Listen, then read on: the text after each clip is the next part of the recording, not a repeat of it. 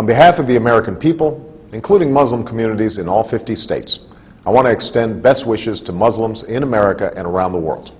Ramadan Kareem. Ramadan is the month in which Muslims believe the Quran was revealed to the Prophet Muhammad, beginning with a simple word, Iqra.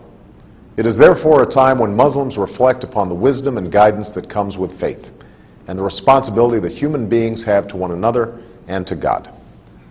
Like many people of different faiths who've seen Ramadan through our communities and families, I know this to be a festive time, a time when families gather and meals are shared.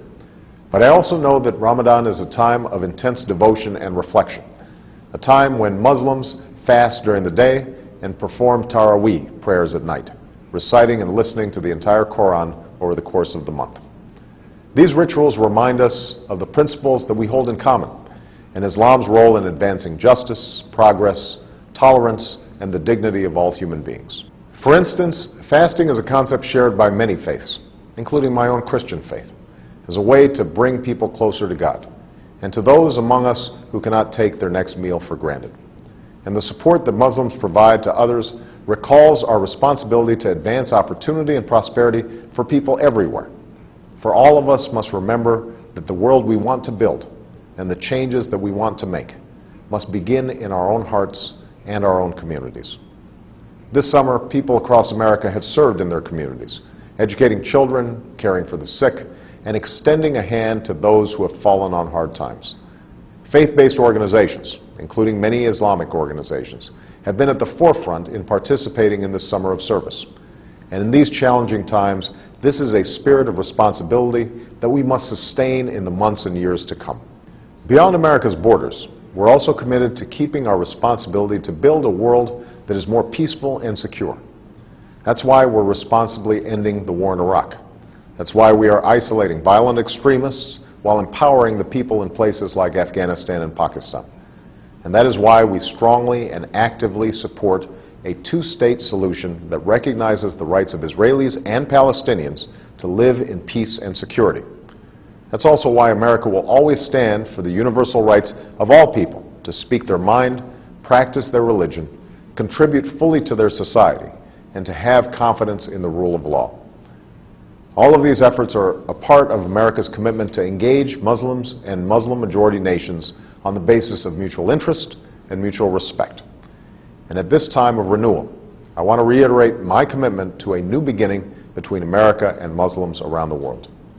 As I said in Cairo, this new beginning must be borne out in a sustained effort to listen to each other, to learn from each other, to respect one another, and to seek common ground.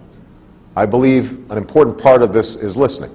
And in the last 2 months, American embassies around the world have reached out not just to governments, but directly to people in Muslim-majority countries. And from around the world, we have received an outpouring of feedback about how America can be a partner on behalf of people's aspirations. We have listened. And like you, we are focused on pursuing concrete actions that will make a difference over time, both in terms of the political and security issues that I've discussed, and in the areas that you have told us will make the most difference in people's lives. These consultations are helping us implement the partnerships that I called for in Cairo, to expand education exchange programs, to foster entrepreneurship and create jobs, and to increase collaboration on science and technology while supporting literacy and vocational learning.